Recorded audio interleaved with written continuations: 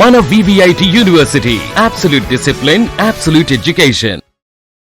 ఆ రోజుల్లో మీరు చేసిన డాన్సులు ఒకదాన్ని మించి ఒకటి, అసలు ఎంత లాంగ్ జర్నీ మీది? అది ఇప్పుడు అనుకుంటుంటే అదంతా నేనే చేశానా, నేను అంత హార్డ్ వర్క్ చేశానా అని నాకు ఇప్పుడు ఫీలింగ్ వస్తుంది అనమాట. అంటే అప్పట్లో ఆ ఏజ్ మనకు పైకి రావాలనే తపన, ఒక ఇది ఉంటుంది మనకి, అంటే మన ఎనర్జీ. అందులో మాకేంటంటే సినిమా అంటే నాకు చాలా పిచ్చి. చిన్నప్పటి నుంచి కూడా సినిమా సినిమా సినిమా, నా జీవితం అంతా సినిమా లైఫే అయిపోయింది. ఇన్ని వందల సినిమాల్లో ఎప్పటికీ మీకు మనసులో మిగిలిపోయి నా ఫేవరెట్ సినిమా అనిపించే సినిమా ఒక్క సినిమాని? ఎందుకంటే ఏ హీరోనే వదలలేదు నేను, టాప్ హీరోస్. అసలు మీకు సరిసాటి అప్పుడు ఆ రోజుల్లో ఎక్కువగా కాంతారావు గారి సినిమాలు పడేవి. నా హీరో కత్తి కాంతారావు గారు, ఇప్పటికే ఆయన గురించి పెద్ద పేరు.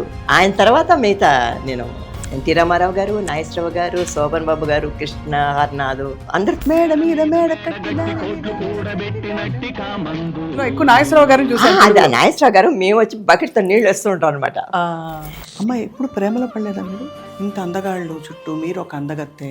ఒకటి ఫీలింగ్సే లేవంటే నమ్మను నేను. ప్రతి మనిషికి, ఆడ కానీ మగ కానీ, ఒక ఏజ్లో వాళ్ళకి మనసు ఉంటుంది, ఇష్టాలు ఉంటాయి. ఒకరిని చూస్తే అంటే ఇంత టెక్నాలజీ కూడా లేదు, మీ సహజమైన అందమే కెమెరా మీద కనిపించేది కదా. ఇప్పుడంతా AI కరెక్షన్స్, అన్ని రకరకాలు. ఇప్పుడు ఏముందమ్మా, వచ్చేసాయి. ప్లేబ్యాక్ సింగర్స్కి పాట ఫుల్ సాంగ్ ఒకే షాట్లో పాడాలి, కొద్ది తప్పు వచ్చిందంటే మళ్ళీ. మీ మేకప్లో కూడా చాలా అందమైన రాజకుమార్తెకి సంబంధించిన లిప్ లైనర్ చాలా పర్ఫెక్ట్గా వేసుకునేవారు. అది మీరేనా మేకప్ మ్యాన్ సజెస్ట్ చేసి మీరు? అప్పట్లో మాకు ఫేషియల్ లేదు, ఐబ్రోస్ థ్రెడ్డింగ్ లేదు. లేదా? ఒక బ్లేడ్ పెట్టుకొని ఆ మేకప్ మ్యాన్ కట్ చేసేవాడు ఐబ్రోస్. ఎందుకు అప్పట్లో లేదా అసలు? లేవమ్మా. మరి ఎలాగా అన్నం తినేసేవారా సెట్లో? ఏమన్నా డిఫరెంట్గా తినేవారా? అన్నం అంటే మనకి టైట్ డ్రెస్లు వేసేస్తాం. అది కాంతారావు గారిని ఇస్తాము, జగయ్య గారు క్యారెక్టర్. ఆయనతో షార్ట్లు ఉన్నాయి కదా, అవి రీషూట్ చేయాలి. మాకు అయితే మేము రాలేమంటే, అమ్మాయికి బాగాలేదు, రాకపోతే మీ మీద కేసెస్.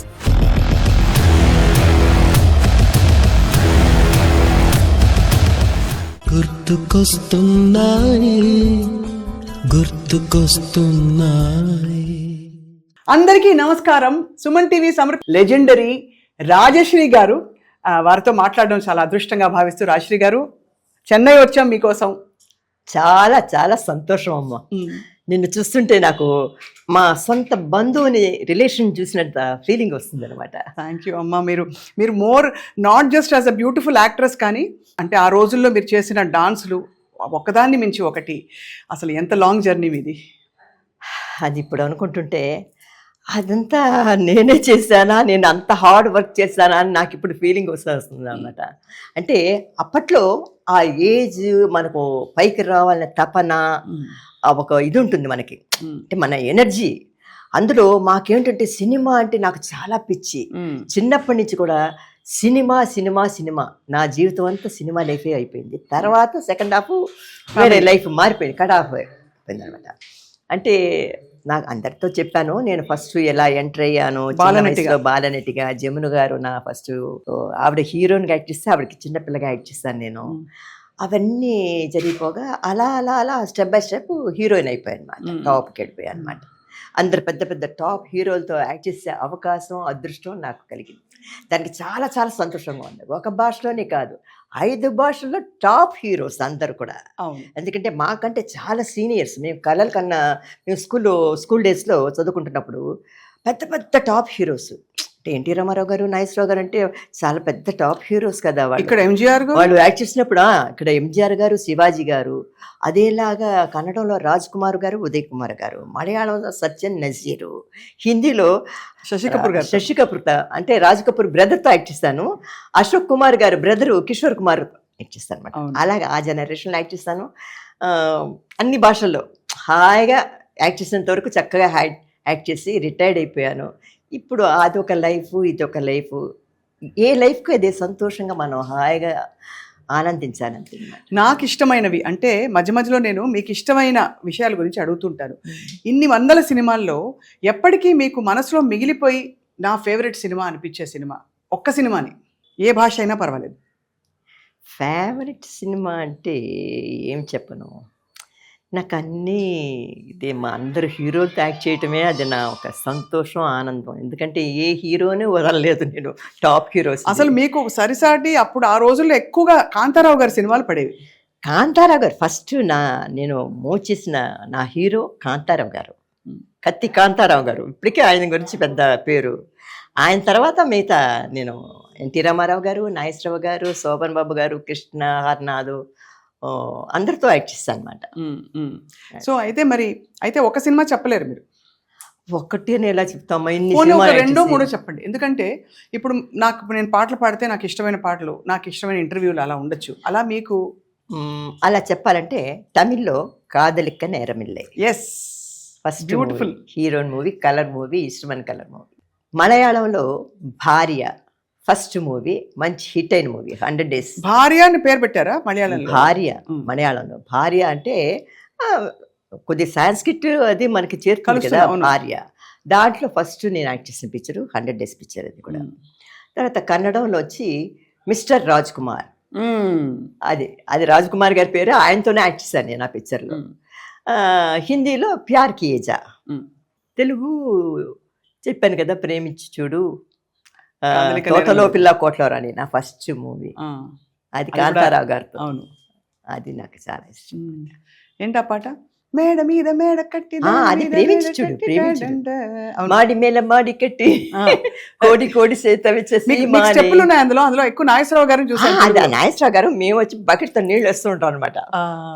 ఈ మధ్య నా కొడుకు ఏం చేశాడు, ఆలియర్ డ్యామ్ పక్కన వచ్చి ఒక ఆశ్రమం ఉంది, అక్కడికి వెళ్తామనేసి వెళ్తున్నప్పుడు ఆలియర్ డ్యామ్ దాడుతున్నప్పుడు మన కాదలిక నేరంలో బిల్డింగ్ ఉంది కదా, చాలా ఫేమస్ బిల్డింగ్ అమ్మా. అది నేను తమిళ్, తెలుగు, హిందీలో అదే చోట యాక్ట్ చేశాను అనమాట.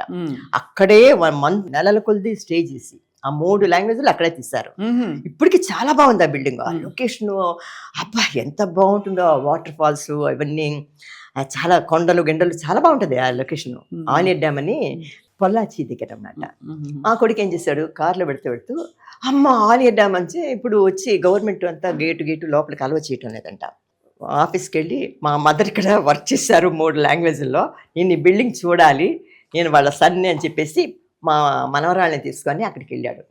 వెళ్ళి ఆ బాల్కనీలో వచ్చి నేను కాంచనా నిలబడి నీళ్ళు వేస్తాం కదా నాగేశ్వరరావు గారు, దాంట్లో అక్కడ 2 పిల్లల్ని నిలబెట్టి, ఒక అమ్మాయి 9 years, ఒక అమ్మాయి 7 years అనమాట, మా మనవరాలు నిలబెట్టి వాటర్ బాటిల్ ఇచ్చి నా కొడుకు కింద నిలబెట్టి నీళ్ళు పోయినరా పైనుంచి అన్నాడు. ఎందుకంటే బకెట్తో నీళ్ళు పోస్తాం కదా, ఆ సీను చేసి ఫోటోలన్నీ తీసి నాకు పంపించాను అనమాట. చాలా మంచి లొకేషను, చాలా బాగా ఎంజాయ్ చేసాం అక్కడ. నాగేశ్వరరావు గారు కూడా ఊరుకునేవారు కాదు. షూటింగ్ వచ్చి ఇండోర్లో అక్కడ చేస్తే సెట్లు ఉంటాయి, వర్క్ చేస్తాం. మార్నింగ్ 9 to 5 కానీ 9 to 9 కానీ వర్క్ చేసి ఇంటికి వెళ్ళిపోతాం. నైట్ అక్కడ స్టే చేయం కదా, ఇంటికి వెళ్ళిపోతాం. అదే అవుట్డోర్ అంటే అదే బిల్డింగ్లో అందరం ఒక్కొక్క రూమ్లో స్టే చేస్తాం. మార్నింగ్ లేచి ఎవరు ముందుకు వెళ్తే, ఎవరికి షార్ట్ ముందు వస్తే వాళ్ళు మేకప్ చేసుకొని అక్కడే డ్రెస్సులు అంతా. మేకప్ రూమ్ ఉండేదా మీకు? రూమ్కి వచ్చి మేకప్ చేసేవారా? ఎట్లా అక్కడ అవుట్డోర్లో అలా కాదు, మేకప్ మ్యాన్ ఇక్కడి నుంచి తీసుకోండి, పర్మనెంట్ మేకప్ మ్యాన్ శ్రీధర్ గారు, శివరామ్ అని వచ్చాడు. మేకప్ ఒక రూమ్ అరేంజ్ చేసుకొని ఉంటారనమాట. నేను కానీ, కాంచన కానీ, నాగేశ్వరరావు గారు కానీ, చలం కానీ, రేలంగ్ గారు కానీ, అందరం తెలుగులో చెప్తున్నాను. అందరూ అక్కడికి వెళ్ళటం, ఎవరి సీన్ ఉంటే వాళ్ళకి ముందు మేకప్ చేయటం, ఒకరు హెయిర్ డ్రెస్ చేసుకోవటం, అలాగనమాట. సాయంత్రం అయిపోయిన తర్వాత షూటింగ్ ప్యాకప్ కదా, సన్లైట్ ఉంటేనే మనకి వర్క్ చేస్తాం. సన్లైట్ లేనప్పుడు ఇంటికి వచ్చేసి మేకప్ అంతా తీసి హాయిగా రిలాక్స్ అయిపోయి కాఫీ టిఫిన్లు తింటూ, తర్వాత నైట్ ఏం చేసేవాడంటే బాగా భోజనం చేసి, మాకంతా ఏముంది భోజనం చేసేవాడంటే మళ్ళీ మార్నింగ్ షూటింగ్ ఉంటుంది కదా, అవును, పడుకొని నిద్రపోదాను. పడుకుంటే నాగేశ్వరరావు గారు అంటారు, పిల్లలు ఒక్కొక్క రూమ్కి వచ్చి తట్టేవాడనమాట, లగండి అండి. ఏమిటండి రాత్రి ఒక అంటే 8:30, 9కి ఏంటి భోంచేస్తారా అనేవాడు. భోంచేస్తామండి, అయిపోయిందండి. అయితే రండి అన్నాడు. ఎక్కడికండి అన్నా. వాకింగ్ అన్నాడు. అదేమిటండి వాకింగ్ ఇప్పుడా, రాత్రి మీద? ఎక్కడ దాకా అన్నాను. ఏముందమ్మా, ఈ బిల్డింగ్ ఒకసారి 2 సార్లు తిరిగి వచ్చేస్తే వాకింగ్ అన్నాడు. అయ్యో ఈయనేట్రా బాబు, తిన్న తర్వాత ఏమో వాకింగ్ పిలుస్తున్నారు ఈయన అనుకున్నా. కానీ సీనియర్ మళ్ళీ ఏం చెప్పలేదు. ఆయన కొంచెం సరదాగా ఉంటారు.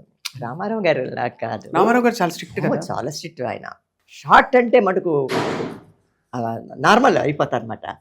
షార్ట్ లేనప్పుడు ఆయన కూర్చి ఆయనతో మాట్లాడాలంటేనే భయం వేస్తుంది. అవునా? అమ్మో చాలా. అలా కూర్చుంటారు, ఒక కునుకు తీసేస్తారు. ఒక ఫైల్ మ్యాన్ ఉంటాడు, కాళ్ళ దగ్గర వాటి దగ్గర ఇలా మసాజింగ్ చేస్తారు. క్రౌన్ గిరౌన్ పెట్టుకొని చీరమ్మ ఆయన ఆ హెవీ క్రౌన్ డ్రెస్తో ఏ క్యారెక్టర్ యాక్ట్ చేసినా కూడా కుర్చీలో కూర్చున్నారంటే అంతే అలా కళ్ళు మూసుకుంటారు. డైలాగ్ ఎవరైనా అసిస్టెంట్ వచ్చి చెప్తే పలానా సీన్ అండి ఇలా డైలాగ్ అండి చెప్పారంటే ఒకసారి వింటారు అంటారంతే. వెళ్ళిపోయిన తర్వాత షార్ట్ రెడీ అంటే వచ్చేస్తారు. ఒక రిహార్సల్స్ మాతో షార్ట్ ఆయన ఓకే, మేము బైహార్ట్ చేసుకుంటూ కూర్చుంటాం మేము. ఎందుకంటే పెద్ద పెద్ద డైలాగులు ఉండేవా మాకు ఉన్నప్పుడు పెద్ద పెద్దవి ఆయనతో తొట్టుపోకూడదు కదా. ఈ రాజ్బాబు ఉండేవాడు, ఆ రాజ్బాబు ఉంటే కామెడీ వాడు దూడేసింది అంటాడు. తొట్టుపోయిందంటే దూడేసింది మాకు నవ్వు వచ్చేసింది అనమాట. రాజ్బాబు మంచి కామెడీ మాకు జరిగిన. తర్వాత నేను యాక్ట్ చేసిన చాలా పిక్చర్లు రాజ్బాబు, సోషల్ పిక్చర్లు అంతా చలం గారు యాక్ట్ చేశారు అనమాట. నాతో చాలా పిక్చర్లు. ఆయనతో ఒక పిక్చర్లో హీరోయిన్గా కూడా యాక్ట్ చేశాను నేను, పట్టిందల్లా బంగారం అని. ఎవరు? రాజబాబు గారితో కాదు, చలం గారితో. హీరో అమ్మా ఆయన. అవును తెలుసు కదా చలం గారు. చలం గారు హీరో. ఆయన చాలా పిక్చర్లు చేసి తర్వాత కామెడీని అయిపోయాడు, కానీ ఆయన క్యారెక్టర్ మార్చుకున్నారు ఆయన. అలాగా జరిగేది అనమాట. ఆ కాలం భలే సరదాగా ఉండేది. మా అవుట్డోర్ అంటే మాకు ఇంకా చెప్పక్కర్లే. మీకు ఎలా అంటే ఫుల్ మంత్ అంతా బిజీగా ఉండేదా? అమ్మా ఒక టైంలో అయితే పీక్ కదా. నా సంగతి చెప్పాలంటే అంటే అదృష్టంగా భావిస్తాను నేను. చిన్నప్పటి నుంచి స్టార్ట్ చేసిన దగ్గర నుంచి రిటైర్డ్ అయ్యేది ఒక గ్యాప్ ఎక్కువ ఉండేది కాదు.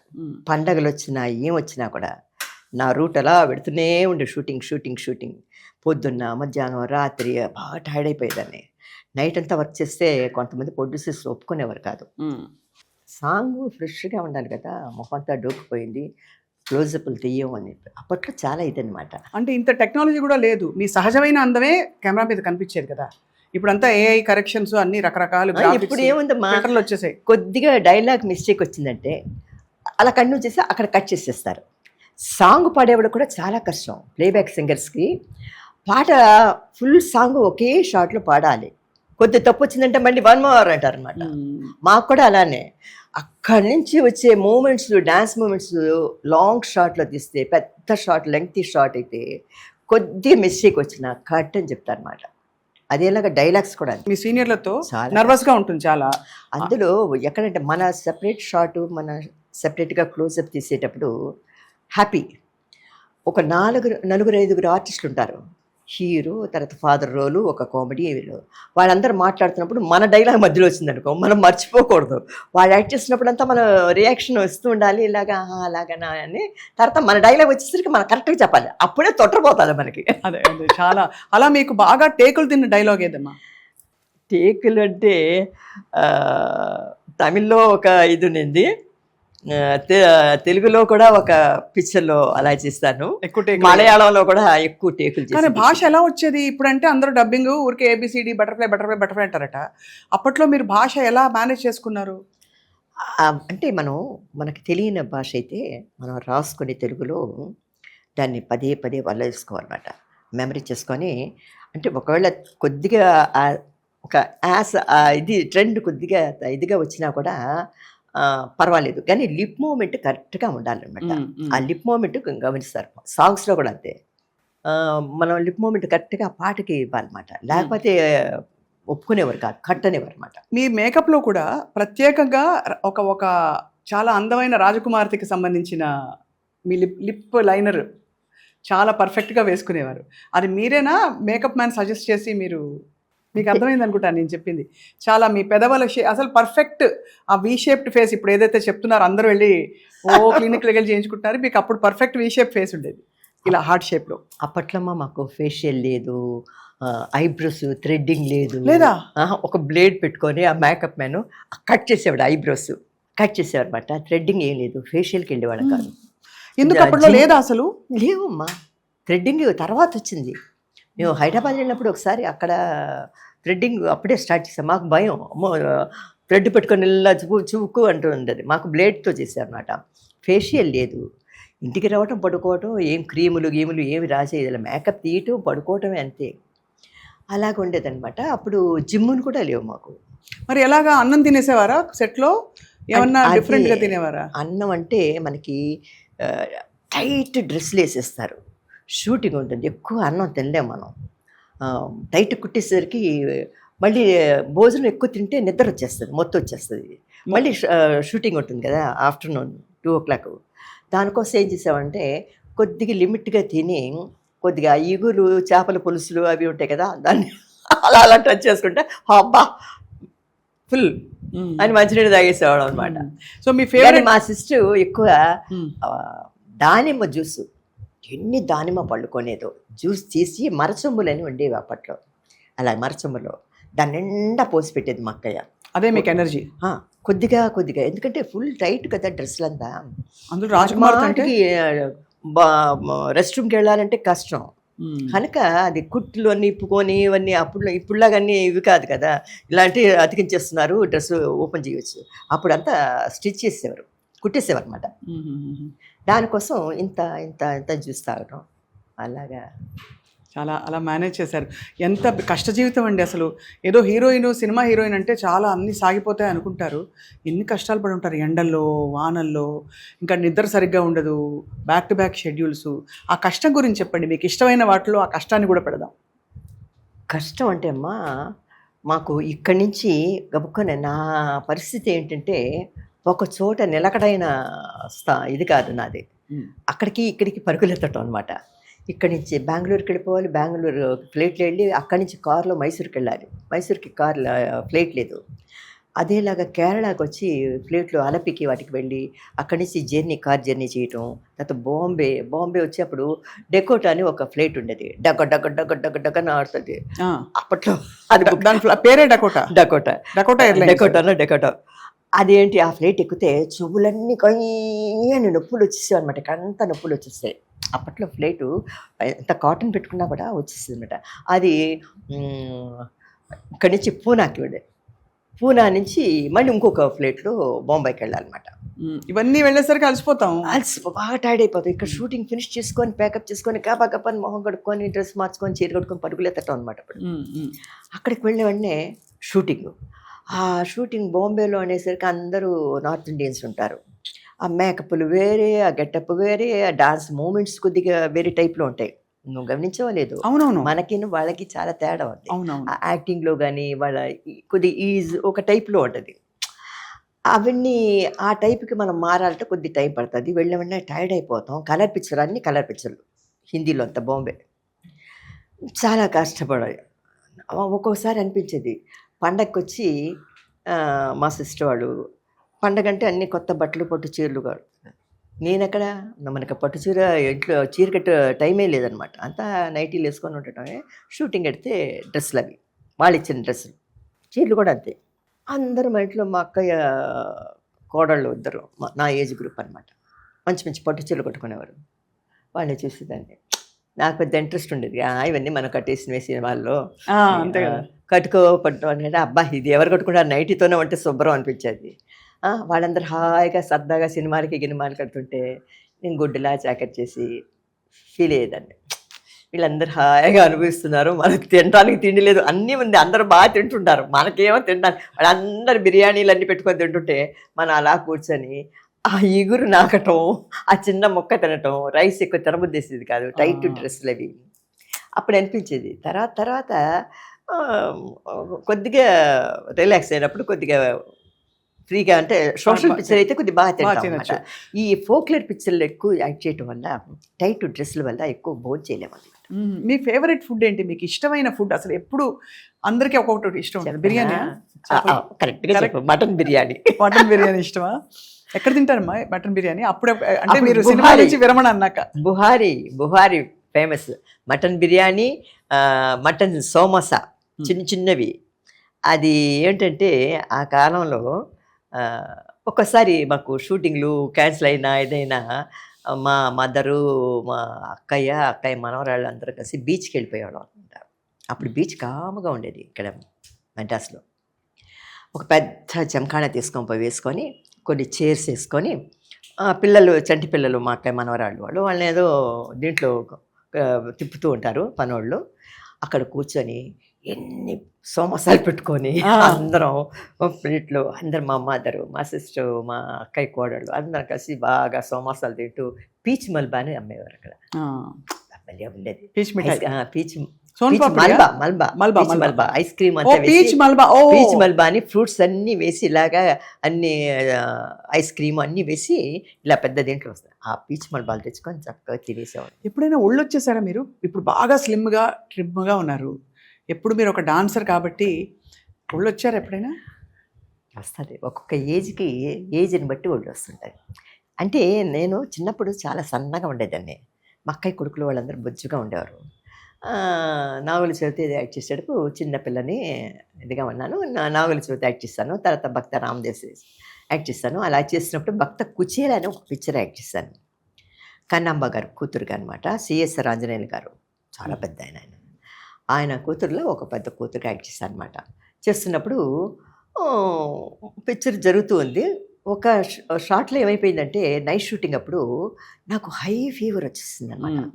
అందరం కింద పడుకున్నాం చేపలు వేసుకొని.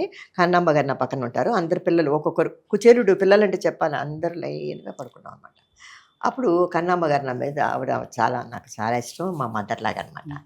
చెయ్యి వేసి ఏమిటి కుసుమా నీ ఒళ్ళు కాలిపోతుంది అన్నారు. అనండి. అయ్యో హై ఫీవర్గా ఉందని చెప్పేసి డైరెక్టర్ని ప్రొడ్యూసర్ని పిలిచి షార్ట్ కట్ చేయండి, అమ్మాయికి చాలా హై ఫీవర్గా ఉంది, డాక్టర్ని తీసుకొని రండి అని చెప్పి నన్ను వచ్చేసి నాకు అప్పుడు టైఫాయిడ్ వచ్చిందనమాట. చిన్నప్పుడు వచ్చినప్పుడు ఆ టైఫాయిడ్ అప్పుడు నేను యాక్ట్ చేయలేక ఇంట్లోనే ఉన్నాను. అప్పుడు ఏమైపోయిందంటే సన్నగా అయిపోయాను. ఆ టైఫాయిడ్ రాకముందు modern AIDS picture MEV pictures అని సేలంలో ఉందన్నమాట. ఆ సేలంలో ఆయన చాలా స్ట్రిక్ట్ ప్రొడ్యూసర్. ఆయన చాలా స్ట్రిక్ట్ అంటే అంత ఇది. వాళ్ళ అబ్బాయి సుందరం అని ఫారినర్ అమ్మాయిని కూడా పెళ్లి చేసుకున్నాడు. ఆ సెట్లో ఎవ్వరికి ఒక కుర్చీ వేయరమ్మా. ఆయన ప్రొడ్యూసర్ ఆయన, డైరెక్టర్ ఆయన అనమాట. ఆయనకి మటుకే ఒక కుర్చీ ఉంటుంది. మేము బయట కూర్చుంటాం సెట్ బయట. ఎవరు షాట్ ఉంటే వాళ్ళు రావాలి లోపలికి. మన డైలాగ్ అని వచ్చేసిన తర్వాత లైటింగ్ అంతా చూస్తారు. చూసిన తర్వాత మైక్ పైన ఉంటాయి కదా అప్పట్లో, గట్టిగా మాట్లాడాలి చేయాలి. నాకు ఫస్ట్ అందులో ఆ పిక్చర్లో అపూర్వ చింతామణి, సహస్ర చిరచేద అపూర్వ చింతామణి అని ఒక పిక్చర్ వచ్చింది తెలుసు కదా. అవునవునవును గుర్తుంది. అవును. అందులో ఫస్ట్ ఏం చేశారంటే జగ్గయ్య గారు యాక్ట్ చేశారు ఆ క్యారెక్టర్ హీరో. నాది అప్పుడు నేను టీనేజ్ అనమాట. ఒక 14-15 ఇయర్స్ ఉంటాయి. మంచి బుగ్గలతో బాగుండేదాన్ని. ఆ సాంగ్ అయిపోయింది. సాంగ్ సెపరేట్ సాంగ్ నాది. ఆ సాంగ్ అయిన తర్వాత హీరో వస్తాడనమాట. వచ్చినప్పుడు హీరోతో మాట్లాడుతుంది. హీరో చెప్తాడు ఏదో చెప్తే గురువు ఎక్కడున్నాడు ఏమిటి అని ఏదో అనేసి కోపం వచ్చేస్తుంది అనమాట అతని గురువు గురించి. ఇతన్ని జైల్లో ఏంటి అని పెద్ద ఇదిగా చెప్పాలన్నమాట. చెప్పి అలాంటి క్యారెక్టర్ అనమాట నాది. అందాలున్నవి కన్నులలో అల్లరి చేశాను అన్న సాంగ్ అయిపోయింది. షూటింగ్ అయిపోయింది. నా క్యారెక్టర్ అయిపోయింది. ఈ తర్వాత ఈ కుచేటప్పుడు నాకు మంచి టైఫాయిడ్ సన్న. అప్పుడు బొజ్జుగా ఉన్నదాన్ని ఇలా అయిపోయాను, సగం అయిపోయాను. టైఫాయిడ్ అంటే తెలుసు కదా, సన్నగా అయిపోయాను అనమాట. ఫీవర్ అది తగ్గింది కానీ వీక్నెస్ చాలా ఉందన్నమాట. చెవులు అన్నీ మందంగా ఉంది. అప్పుడు మోడర్న్ ఎయిడ్స్ నుంచి ఫోన్ వచ్చింది, రీటేక్ చేస్తున్నాము మీరు రావాలి షూటింగ్కి. అప్పుడు అప్పుడంతే ట్రైన్లోనే కదా వెళ్ళాలి జర్నీ. మా సిస్టర్ అంది అదేంటి మా క్యారెక్టర్ అయిపోయింది కదా మళ్ళీ అంటే లేదు రీషూట్ చేస్తున్నాము, జగ్గయ్య గారి బదులు కాంతారావు గారిని వేసాము. ఎందుకు అలాగా? వాళ్ళకి ఏదో ప్రాబ్లమ్స్ వచ్చి కాంతారావు గారి బదులు కాంతారావు గారిని ఇస్తాము, జగ్గయ్య గారు క్యారెక్టర్ ఆయనతో షార్ట్లు ఉన్నాయి కదా అవి రీషూట్ చేయాలన్నారు. మా అక్క అయితే మేము రాలేమంటే మా అమ్మాయికి బాగాలేదు, రాకపోతే మీ మీద కేసేస్తాం అన్నాడు. అంత రూడ్గా అంత పెద్ద ప్రొడ్యూసర్లు కదా కొంతమంది, అంత రఫ్గా ఉంటారు కొంతమంది. రాకపోతే కేసేస్తాం, వచ్చి కావాలి వర్క్ చేయాలి. అతను పెద్ద పెద్ద హీరోలను కూడా చాలా చేసిన సందర్భాలు ఉన్నాయి. ఓహో, ఎవరు ఆ ప్రొడ్యూసర్ అని? అదే మోడర్న్ ఆయన అసలు ఆయన సుందరం కొడుకు. ఇప్పుడు తర్వాత అంతకుముందు ఆయన ఉండే. అయ్యో, అంత బెదిరించారు. రావాలి అన్నారు. అంటే రావండి, రాకపోతే ఇదండి చచ్చినట్లు పొలోమని అవస్థ పడుకుంటూ నీరసంగా వెళ్ళాం. వాళ్ళకి ఏంటంటే లేడీస్ మేకప్ రూమ్లోకి జెంట్స్ రాకూడదు, ఒక మేకప్ మ్యాన్ తప్పించి. జెంట్స్ మేకప్ రూమ్లోకి లేడీస్ వెళ్ళకూడదు, అందరూ బయట కూర్చోవాలి. షార్ట్ ఎవరు షార్ట్ ఉంటే వాళ్ళే లోపలికి వెళ్ళాలి, అనవసరంగా ఎవరితో ఉండేది. రూమ్స్ కూడా అలానే, వాళ్ళు ఇచ్చిన రూమ్లే, హోటల్స్ అంతా ఉండవు. సెపరేట్గా లేడీస్కి సెపరేట్గా జెంట్స్కి ఉంటుంది అనమాట. విల్లన్ కానీ కామెడీ కానీ ఎవరైనా సరే. అప్పుడు కాంతారావు గారు ఆ సాంగ్ చూసి, ఆహా రాజశ్రీ చిన్నపిల్లగా యాక్ట్ చేసింది నాతో సిస్టర్గా, మాంగళ్యం అంతా యాక్ట్ చేశాను కదా, అవునవును. మళ్ళీ ముందే కొద్దిగా పికప్ అవుతుంది అని అనుకున్నాను. నేను సెట్కి వెళ్ళేసరికి ఆయన నీరసించిపోయాడు నన్ను చూసి. ఏంటి ఇలా మళ్ళీ బక్క చిక్కిపోయారని? కాదు, బొగ్గలు ఇలా ఉండేవి చిన్నప్పటి నుంచి, లోపలికి వెళ్ళిపోయాయి. ఆ డ్రెస్ సగం అయిపోయింది, డ్రెస్ వేస్తే వదిలైపోయింది. వాడు మళ్ళీ కట్ చేసి నా కోసం కుట్టారనమాట. సన్నగా అయిపోయాను పుల్లలాగా. ఆ హెయిర్ డ్రెస్ అంతా వేస్తే ఏదో ఒక బొమ్మకో మొగడుకో డ్రెస్ వేసినట్లుంది. అంటే టైఫాయిడ్ అంటే అంత లాగేసింది అనమాట. అవునవును, ఆ రోజుల్లో అందులో చాలా కష్టం. మీరు అప్పుడు చూడమ్మా, సెట్లోకి వెళ్ళాను, వెళ్తే ఆ లైటింగ్ అంతా సెటప్ చేశారు, మైకు పైన మైక్ ఉంది. నేనేం ఫోర్స్గా చెప్పాలి కాంతారావు గారితో డైలాగ్. ఏంటి డైలాగ్ గుర్తుందా? లేదు, ఇతన్ని తీసుకొని జైల్లో పడేయండి అని చెప్పాలన్నమాట. జైల్లో పెట్టమని ఏదో పెద్ద డైలాగ్ చెప్పేసి. కాంతారావు గారు ఆయన అడిగేది అడుగుతున్నాడు, నాకు చెవులు వినవాడలేదు. పోనీ ఒళ్ళు బాగా ఉన్న మనిషిని కదా, ఒక కుర్చీ అయినా వేయాలి కదా సెట్లో. కుర్చీ లేదు, ఏం లేదు. నాకు నిలబట్టడానికే నీరసం, నోట్లోంచి మాట రావటం లేదు, వాయిస్ రావటం లేదనమాట. బెదిరించారు. దానికోసం వచ్చాను. నాకు చాలా ఇది కానీ కాంతారావు గారితో అన్నాను. ఆయన బాగా నాకు పరిచయం కదా చిన్నప్పటి నుంచే.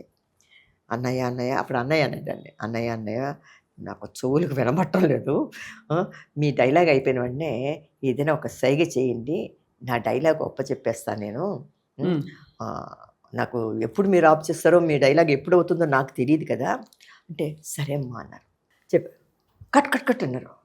వాయిస్ వినబట్టం లేదు, అది మైక్ ఏమో అంత పైకను ఉంది, నా గొంతుకేమో అసలే, నా గొంతుకు చాలా సాఫ్ట్, అందులో నీరసం, తిండి లేదు ఏమి లేదు. ఆ నీరసంతో రామంటే గట్టిగా అరవమంటే ఎలాగా, ఆరికి కష్టపడి గట్టిగా అరిచి ఈ వదిలిపెడితే చాలు రా బాబు అనుకున్నాను అనమాట. అంత కష్టం అయిపోయింది ఆ షూటింగ్ చేయడం. ఎంత చాలా కష్టాలు పడ్డారు. బట్ ఇంత కష్టపడినందుకు పేరు, గొప్ప నటిగా పేరు, కీర్తి ప్రతిష్టలు, అంటే బాగా ఫేమ్, పాపులారిటీ, అందరిలో ఫ్యాన్స్ అలా మీద పడిపోవడం, మూడోది డబ్బు. ఈ మూడిట్లో మీకు ఏది ఇష్టమైనది? పేరేనా? మంచి నటిగా పేరు తెచ్చుకోవాలని మీకు అందరూ మెచ్చుకుంటుంటే మనకి అదొక ఆర్టిస్ట్కి అమ్మా, తన గురించి 10 మంది మంచిగా అనుకుంటూ, ఆహా చాలా బాగుంది, ఈ పిక్చర్లో చాలా బాగా యాక్ట్ చేస్తుందంటే మనకి ఎక్కడ లేని ఆనందం, సంతోషం. డబ్బు ఏంది, డబ్బు మన చేతుల్లో రాదు, మన పక్కన ఉన్న వాళ్ళు వసూలు చేస్తారు, కానీ ఆ డబ్బు ముట్టుకొని కూడా లేదు. నువ్వు నమ్ముతావు లేదు. ఎవరు వసూలు చేసేవారు మీ డబ్బులు? మరి మా సిస్టర్ ఉండేవారు అనమాట, ఆవిడ పెద్ద ఆవిడ కదా, వాళ్ళు ఆవిడే చూసుకునేవారా? ఆవిడ అంటే మేనేజర్ ఒక ఆయన ఉండేవాడు, ఒక కాల్ షీట్లు అవి చూసుకోవడానికి. మా సిస్టర్ వచ్చి మాట్లాడటం, పిక్చరు, స్టోరీ అది. మీరే డిమాండ్ చేసేవారు ఒక పాయింట్ అయ్యాక? నాకు అసలు డబ్బు, నీకు నిజంగా చెప్తానమ్మా, ఇప్పుడు దాకా కూడా నాకు అదే భయం, డబ్బు ముట్టుకొని కూడా భయం అనమాట. లెక్క పెట్టలేను, చేయి వణుకుతుంది, డబ్బు చూసి ముట్టుకొని అలవాటు లేదు నాకు. మ్యారేజ్ అయిందా కూడా నాకు అలవాటు లేదు. మా ఆయన చెప్తే, ఎవరైనా బయట నుంచి వచ్చి లెక్క చెప్తే బాగోదని అనేస్తాను. నేను ఒకటి ఇలాగా లెక్క పెడతాను. నాకు డబ్బులు పట్టుకొని అలవాట్లేదు, కానీ నా లైఫ్లో ఒకరి దగ్గర మటుకు చేయి చాపి కింద పెట్టి తీసుకున్నాను. ఒకే ఒక ప్రొడ్యూసర్ దగ్గర డబ్బులు, ఏ డబ్బులు ఎవరి దగ్గర ఇలా చేయి చాచలేదు. అంటే ఇప్పుడు కాదు, అప్పట్లో చెప్తున్నాను. అంటే నేను ప్రతిజ్ఞాపాలన అని మన రామానాయుడు గారు పిక్చర్ యాక్ట్ చేస్తున్నాను. ఆయన ఎలాంటి ఆయన అంటే, ఒక షెడ్యూల్ అయిపోయిన వెంటనే కరెక్ట్గా అమౌంట్ ఇచ్చేస్తాడనమాట. చాలా కరెక్ట్ ఆయన అమౌంట్ ఇవ్వటంలో. ప్రతిజ్ఞాపాలనప్పుడు సగం పిక్చర్ అయిపోయింది. నెక్స్ట్ వచ్చి మా సిస్టర్ కొడుకు మ్యారేజ్ కానీ, మా అక్కయ్య కొద్దిగా బిజీలో ఉంది, వాళ్ళందరూ రావటం అది. నేను షూటింగ్కి వెళ్ళాను, నాతో ఒక అసిస్టెంట్ ఒక అమ్మాయి వచ్చింది, ట్రే పట్టుకొని, మేకప్ ట్రే పట్టుకొని అనమాట. వస్తే అప్పుడు మేకప్ షూటింగ్ అయిపోయింది. మేకప్ రూమ్లోకి వెళ్ళేసరికి రామానాయుడు గారు వచ్చారు. ఏ రాయశ్రీ, మీ అక్క ఎక్కడా అన్నాడు. రాలేదండి ఈరోజు. ఇందా అన్నాడు.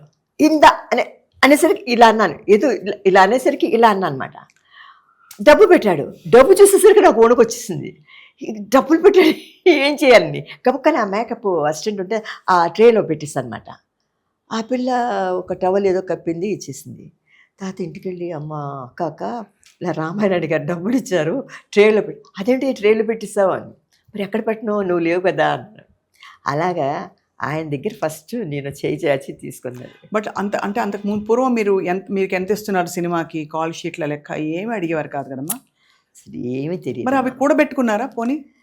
అంత కూడబెట్టారు. కష్టపడి, ఎందుకంటే ఆ డ్రెస్సులు మీరు వేసుకునే డ్రెస్సులు నేను చెప్పక్కర్లేదు. ఇప్పటి రోజుల్లో అయితే ఎవరు అంత కష్టపడే పరిస్థితులు కూడా లేవు. అంత మీరు బాధపడి అంటే మీ ఒళ్ళుని కష్టపెట్టుకున్నారు కదమ్మా. ఆడపిల్లకి ఎప్పుడు ఎలా ఉంటుంది, అలా రిలాక్స్ అయిపోవాలని కదా. అంటే ఒకటి చెప్తాను స్వప్న, ఆ కాలం మేము చిన్నపిల్లలుగా వచ్చాం. అంటే నేను చెప్పేది ఏంటంటే, మా నాన్నగారు చిన్నప్పుడు 3 years అప్పుడు చనిపోయారు. మా అమ్మది పెద్ద రిచ్ ఫ్యామిలీ, జమీందార్ ఫ్యామిలీ. మా నాన్నగారిది ఒక టైప్ ఆఫ్ ఫ్యామిలీ అనమాట. మా నాన్నగారికి 2 sisters, 1 brother ఉన్నారు. ఆ 2 sisters అజంతా శిల్పాల్లా ఉంటారు. ఆ ఒక సిస్టర్ని వచ్చి మా అమ్మ అన్నకి ఇచ్చారు, రామన్న రెడ్డి అని. ఆయనకి వచ్చి ఒక ఆవిడ బిడ్డను కానీ తల్లి బిడ్డ చచ్చిపోయారు. మళ్ళీ అదే ఆయనకి ఇంకొక సిస్టర్ కూడా మా నాన్నగారు సిస్టర్ని ఇచ్చారనమాట. ఆవిడ చనిపోయింది, కొడుకు ఉండిపోయాడు. అదేంటది? అదేమిటో ఆ కాలం అంతే, చిన్నప్పుడే పెళ్ళిళ్ళు చేసేస్తారు కదమ్మా. అప్పుడు ఆవిడ చనిపోతూ మా నాన్నగారు సిస్టర్ చనిపోతూ అక్కలు, మా ఇంటి ఆడబిడ్డలో 2 మీ ఇంటి కోడళ్ళం అయ్యాము కనుక మామగారితో ఉందనమాట, అంటే మా తాతతో, మీ చెల్లుల్ని మా తమ్ముడికి ఇవ్వాలి, వాళ్ళ తమ్ముడికి. అంటే మా నాన్నగారికి మా ఇంట్లో ఇష్టపడలేదు. మా నాన్న ఎవరు, మా అమ్మమ్మ తరఫున వాళ్ళు. సరే అని ఇంకా చచ్చిపోతుంటే ప్రామిస్ చేశాడు ఆయన.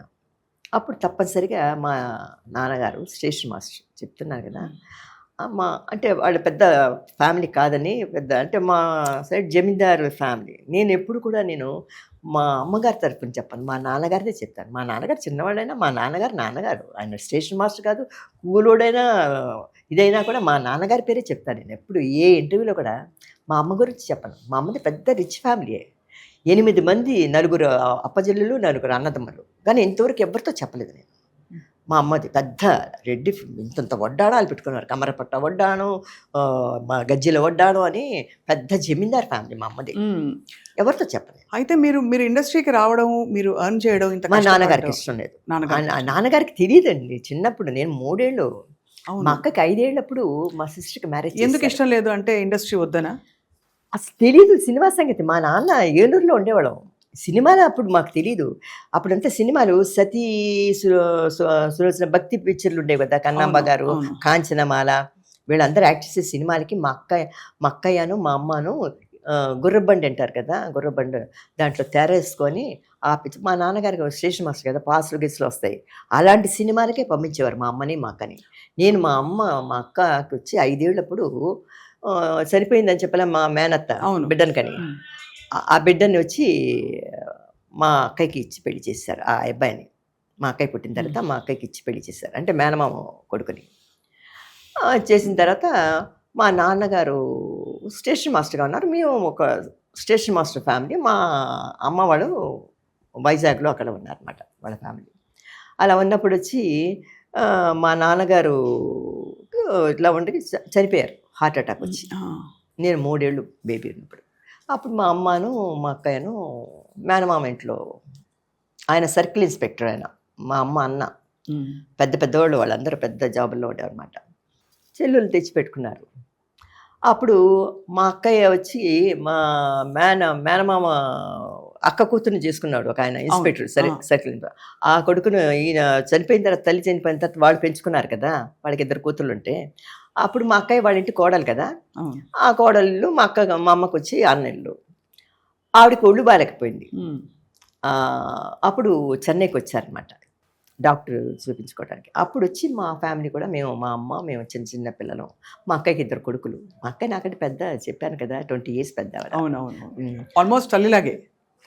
తల్లి తర్వాత మా అమ్మ, మాతో పాటు మేము చెన్నైకి 5 వచ్చామమ్మా.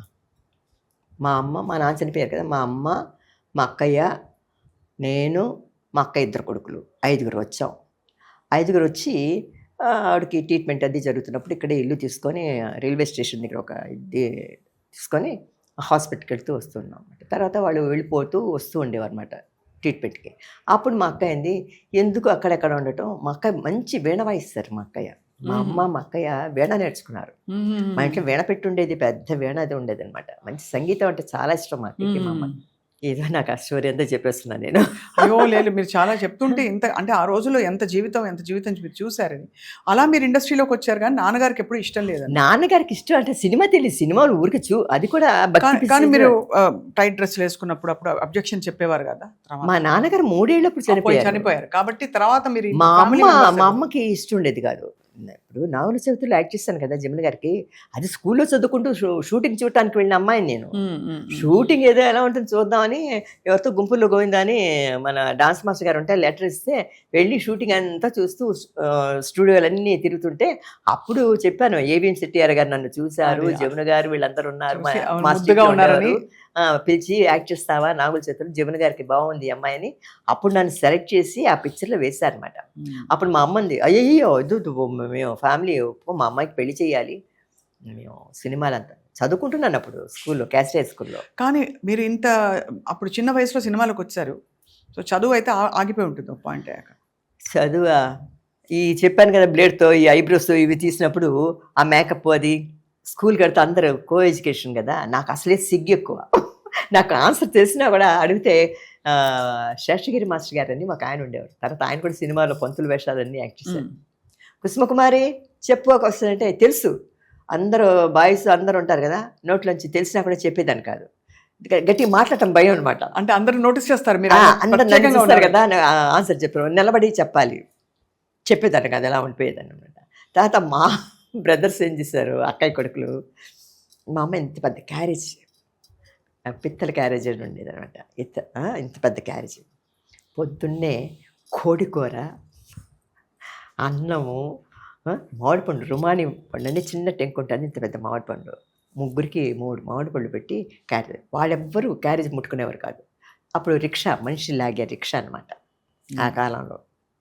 మేము మెడ్రాస్కి వచ్చినప్పుడు కొత్తలో తేనాపేటలో క్యాస్ట్రేట్ స్కూల్, అక్కడికి వెళ్ళాలంటే మేము మోసా స్ట్రీట్ ఇంట్లో ఉండేవాళ్ళం. అక్కడి నుంచి ఒక రిక్షా కట్టించాం, మనిషి లాగే రిక్షా, సైకిల్ రిక్షా లేదు ఇంకా.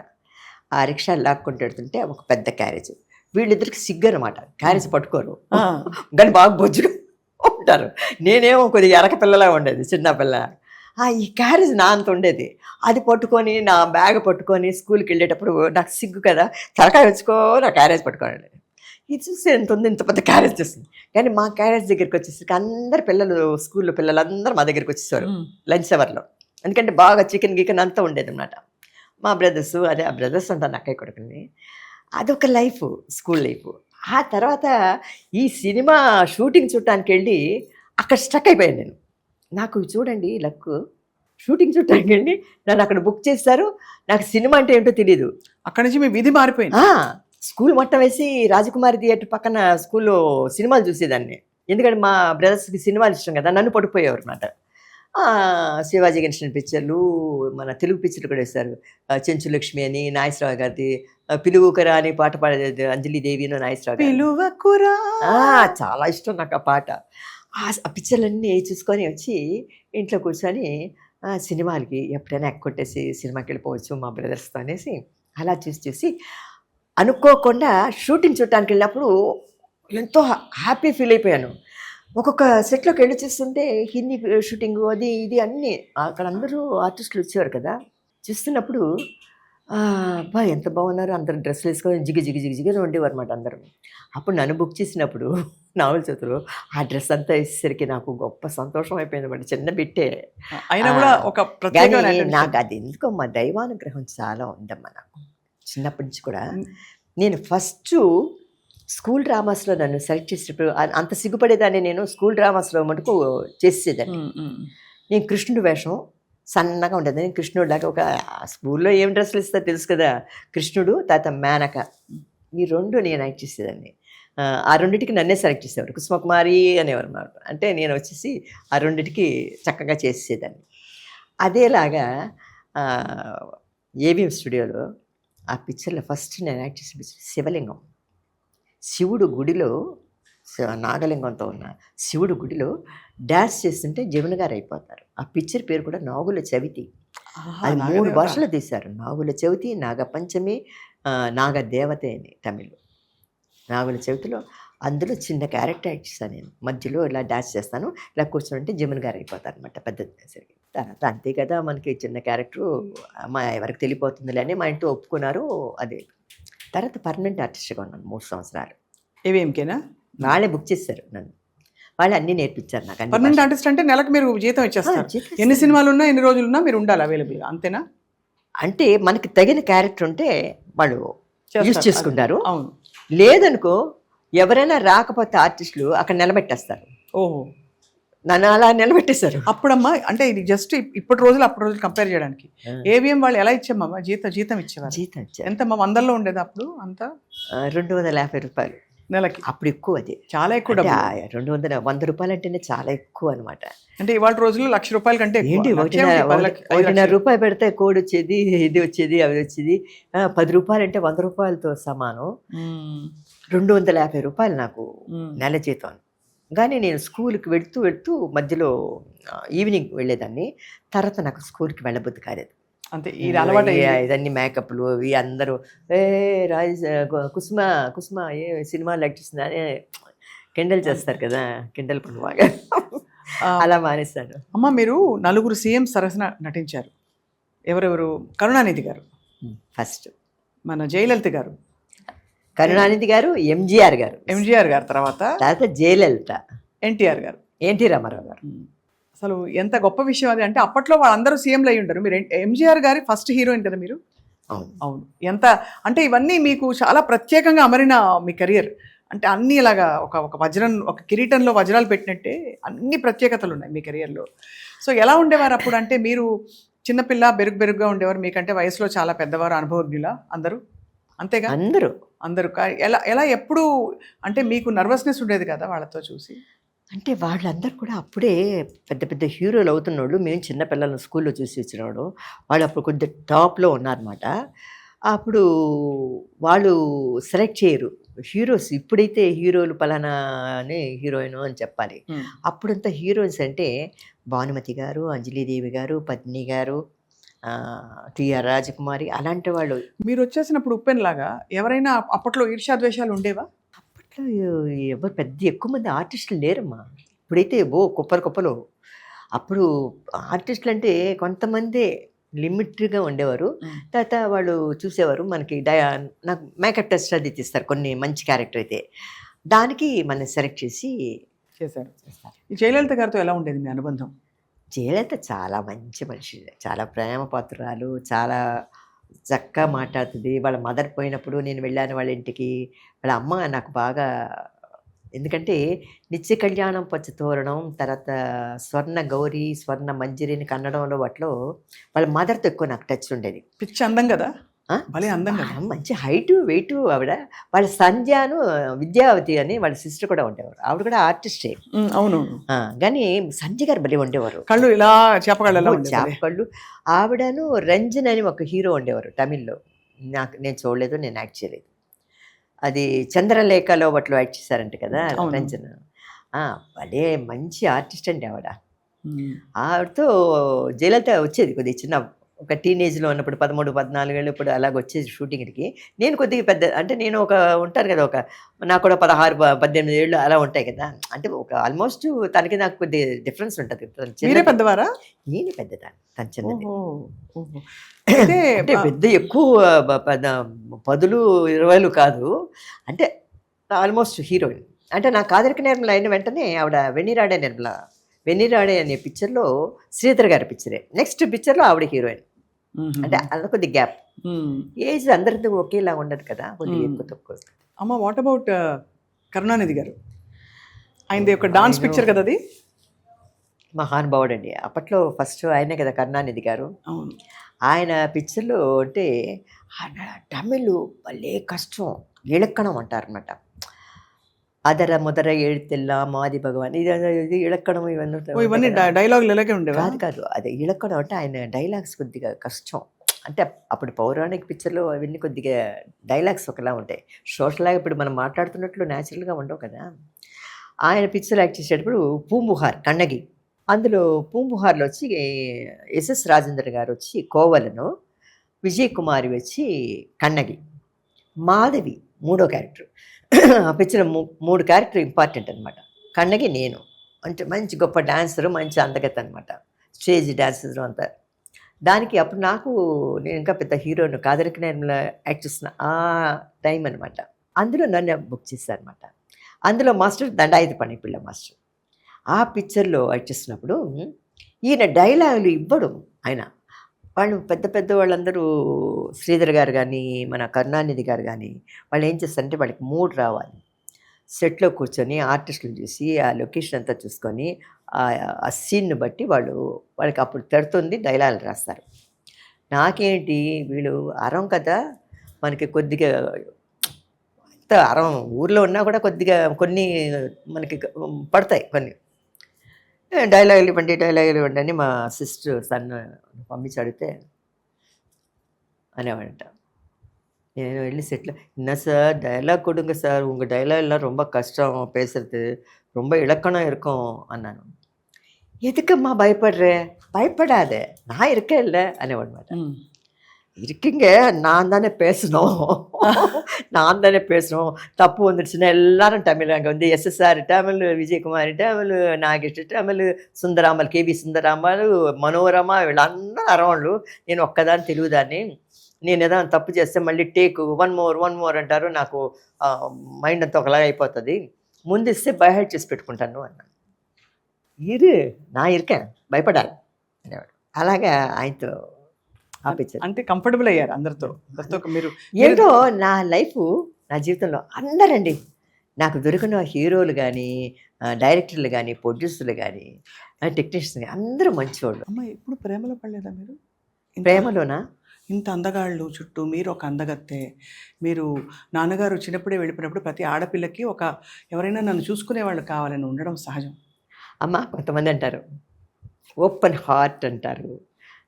నేను అలా ఓపెన్ హార్ట్గా ప్రేమలో పడ్డారా అంటే, ఒక వయసులో మనకు కొంతమందిని చూస్తే ఇష్టం అనిపిస్తుంది, కొంతమందిని చూస్తే మొత్తం అనిపిస్తుంది, అయితే పెట్టాలనిపిస్తుంది, మొత్తం అనిపిస్తుంది.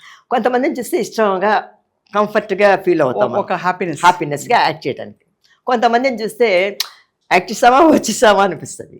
అలాగా కొన్ని జరుగుతుంటాయి. వాళ్ళ పేర్లు మెన్షన్ చేయక్కర్లేదు మనం, కానీ జరిగాయి. మీకు జరిగాయంటే యాక్ట్ చేసినప్పుడు మనకి మూడు కొద్ది రిలాక్స్గా ఉన్నప్పుడు ఎవరైనా మంచిగా మాట్లాడితే మనం మంచిగా 2 మాటలు మాట్లాడాలి, ఐస్ అయిపోతాం ఆ విధంగా ఐస్ అయిపోతాం. అంటే ఇప్పుడు చెప్పవచ్చమ్మా, ఏం పర్లేదు. ఇప్పుడు చెప్పొచ్చు కదమ్మా. అమ్మా నేను ఒకటి చెప్తాను, జీవితం కదమ్మా, ఇట్స్ ఆల్ లైఫ్. ఒకటి, ఫీలింగ్సే లేవంటే నమ్మను నేను.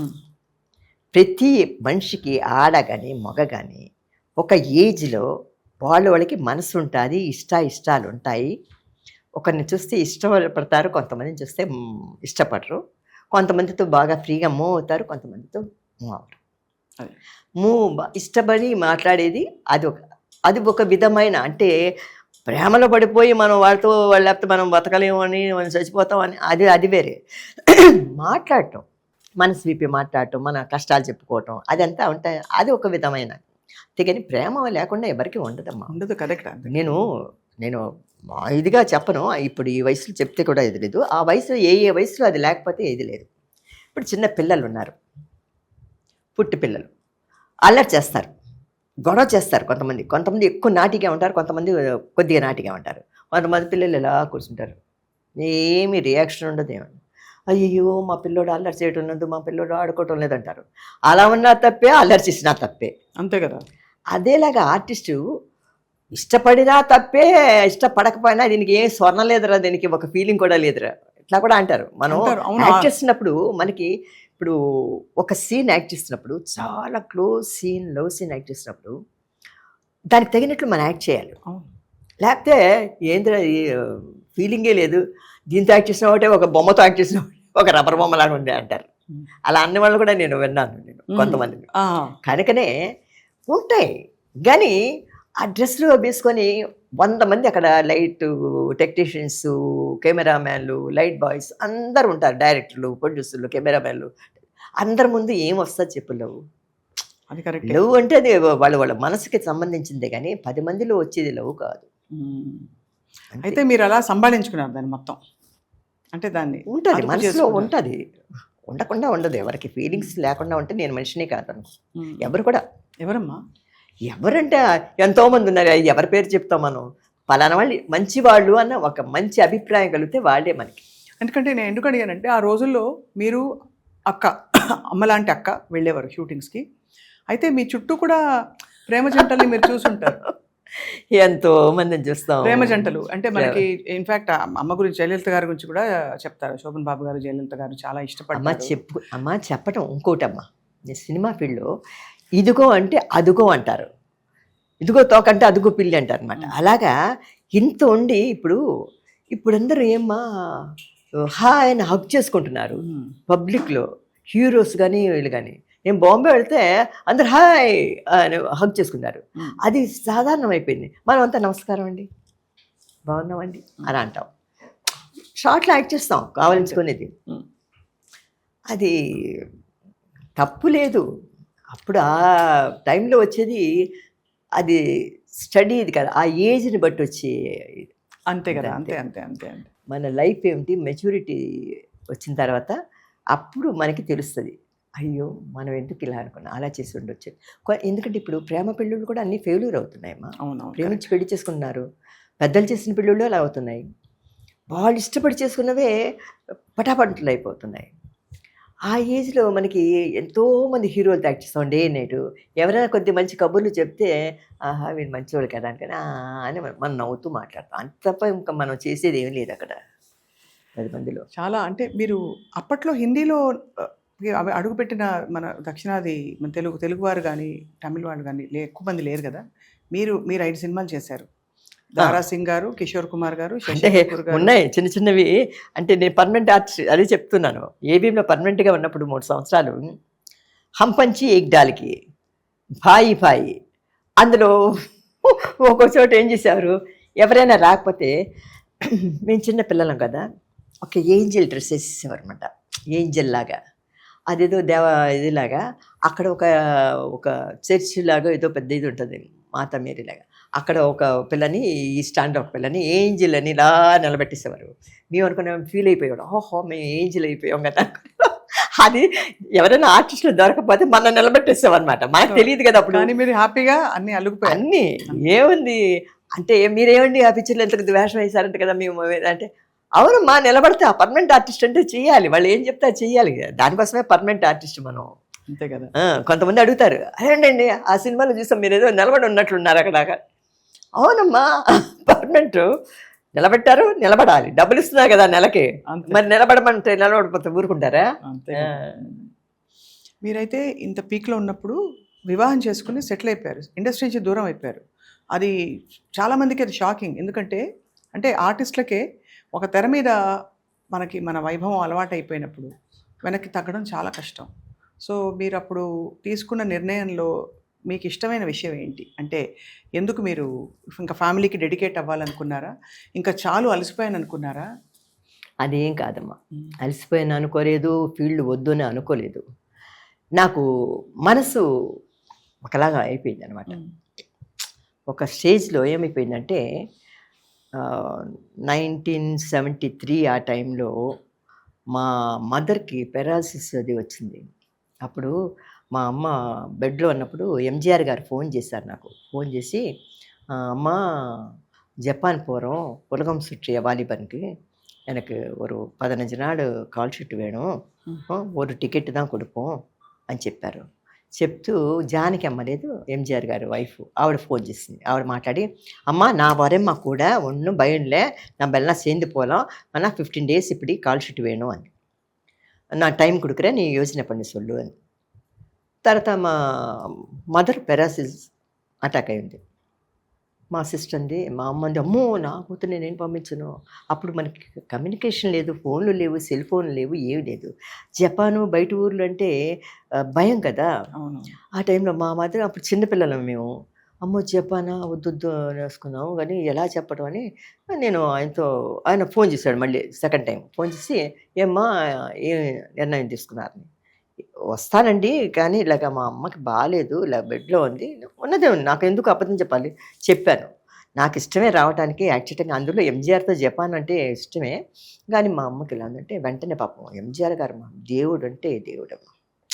ఆయన ఏమన్నా అంటే, అమ్మ మీ అమ్మను ముందు చూసుకో, అమ్మ కంటే మించింది. ఆయనకి అమ్మ అంటే చాలా భక్తి. ఎప్పుడు నేను చూశాను అవుట్డోర్లో కూడా. వాళ్ళ అమ్మ ఫోటోకి స్నానం చేసి షూటింగ్ అయిపోయిన తర్వాత బూదొత్తి వెలిగించేవాడు అనమాట. అలాగా తల్లి అంటే చాలా భక్తి.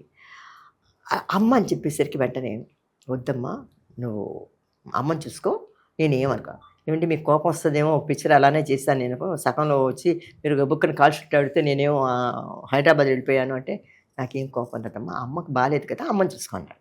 అలాగా నేను ఇప్పుడు ఏం చెప్తున్నాను నేను, అదే అంటే మీరు ఇండస్ట్రీకి ఎందుకు మీరు దూరం అయ్యాను, యాక్టింగ్ విరమించుకున్నారు? ఆ టైంలో 1973లో మా మదర్ వచ్చి, నేను పత్తుమాద బంధం నా లైఫ్లో మర్చిపోను.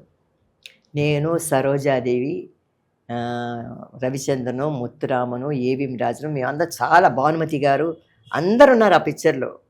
లాస్ట్ క్లైమాక్స్ సీన్ అప్పుడు మా మదర్ పోయారు. అది నాకు చాలా బాధకరం. మా అమ్మ చనిపోయేసరికి, మా అమ్మ అంటే నాకు చాలా ప్రాణం, ఎవరికి ఉండదమ్మా అమ్మ అంటే ప్రాణం కదమ్మా. పోయేసరికి పిచ్చి పెట్టినట్లు అయిపోయింది నాకు. ఆ షూటింగ్ కూడా ఏదో మొక్కుబడిగా చేసి, అంతవరకు బాగా హుషారుగా బాగా వర్క్ చేస్తున్న మనిషిని డల్ అయిపోయాను. మైండ్ ఎప్పుడు అమ్మ అమ్మ అని ఉండేది కదా. పోయిన తర్వాత నాకు డల్ అయిపోయి, మా అక్కయ్య కూడా కొద్దిగా పిక్చర్లు అవి కొద్దిగా ఒప్పుకోకుండా వైజాగ్ వెళ్ళి అక్కడికి వస్తూ ఆంధ్ర వెళ్ళి అలా చేసిన తర్వాత పిక్చర్లు కూడా తగ్గించేసాను. నాకు యాక్ట్ చేయడానికి కూడా ఇంట్రెస్ట్ పోయింది. అమ్మ లేదు, 5గురం వచ్చాం మెడ్రాస్ నుంచి. మా అమ్మ ఫస్ట్ చనిపోయింది. మా అక్కయ్య కొడుకులు, వాళ్ళకి పెళ్ళిళ్ళు అయిపోయి మనవరాళ్ళు, వాళ్ళు వీళ్ళు నా ఏజ్ గ్రూపే వాళ్ళ కోడళ్ళు. సరే నేను ఇలా ఉండగానే మ్యారేజ్ చేసుకోమని మా ఇంట్లో మా అక్కయ్య కొద్దిగా ఫోర్స్ చేసింది.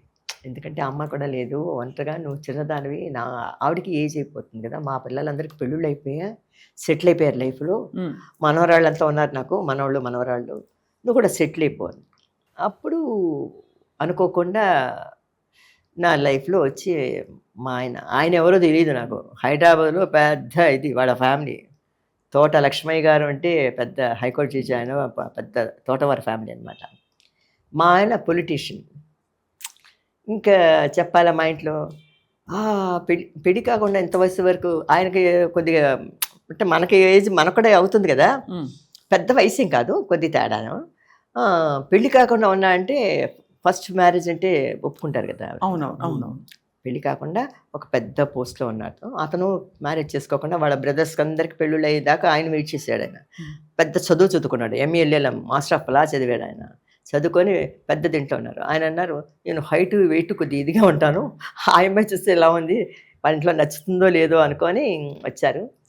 ఫేట్ రాసి పెట్టుంటే పెళ్ళి అయిపోయింది అనుకున్నారు. సాధారణంగా వచ్చారు, చూశారు.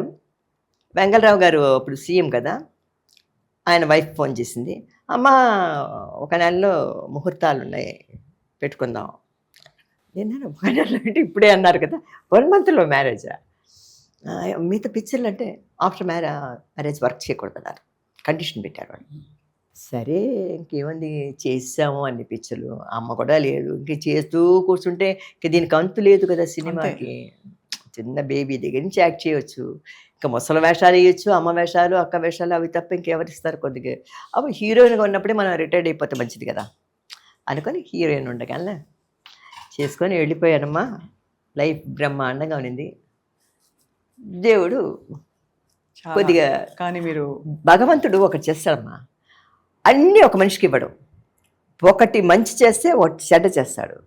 మీకేం మంచి చేశారు, ఏం చెడు? మంచి ఆఫ్ కోర్స్ మీ కెరియర్ అంతా మంచి కెరీర్ మంచిది, నాకు మంచి భర్తనిచ్చాడు ఆయన. మా ఆయన ఎంత మంచి ఆయన తెలుసమ్మా, నిజంగా ఈరోజు చెప్తున్నాను.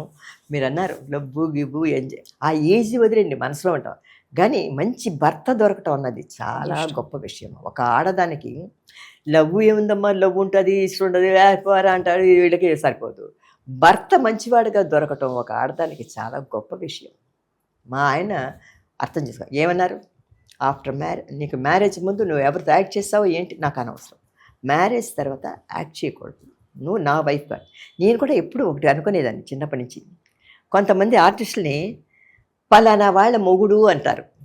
ఒక artist, lady artist, top artist ఉంటే అంటే పేర్లు చెప్పను, పలానా ఆయన మొగుడు, ఆవిడ మొగుడు అంటారు. నాకు అలా ఇష్టం ఉండేది కాదు. మీకు ఎప్పుడు ఫలానా వాళ్ళ పలానా భార్య. ఆయన పెళ్ళం అని చెప్పాను నన్ను, అలా అనుకునేదాన్ని నేను. అదేలాగా పాంచజన్యం గారి భార్య రాజశ్రీ అంటారు కానీ రాజశ్రీ మొగుడు పాంచజన్యం అని అనరు. అదొకటి నాకు చాలా ఇష్టం అనమాట. మా ఆయన మంచి గట్టి మనిషి, చాలా మంచి మనిషి కూడా. అలాంటి భర్త దొరకటం నా అదృష్టం. నాకు అదేలాగా నా కొడుకు మంచి కొడుకు, నేనంటే ప్రాణం. ఇప్పుడు కూడా అమ్మ ఒక అబ్బాయి. భద్రం, ఒకే ఒకడు. అమ్మ భద్రం నీ కూడా రానా, వద్దురా, నాతో ఆయన వస్తున్నారు శ్రీధర్ గారు వాళ్ళు, నేను ఆయనతో వెళ్తాను, అమ్మ భద్రం అమ్మ జాగ్రత్త అమ్మ అంటాడు. ఒక కొడుకు, కోడలు, మంచి కోడలు, 2 మనవరాళ్ళు. లైఫ్. ఎవరు యాక్టింగ్ తీసుకోలేదు మీ తర్వాత? నా కొడుకు అస్సలుగా నా పిక్చర్లో ఎక్కువ చూడు. చిన్నప్పుడు కూడా దూరదర్శన్లో బట్టి నా సాంగ్స్ ఏదైనా వచ్చేది.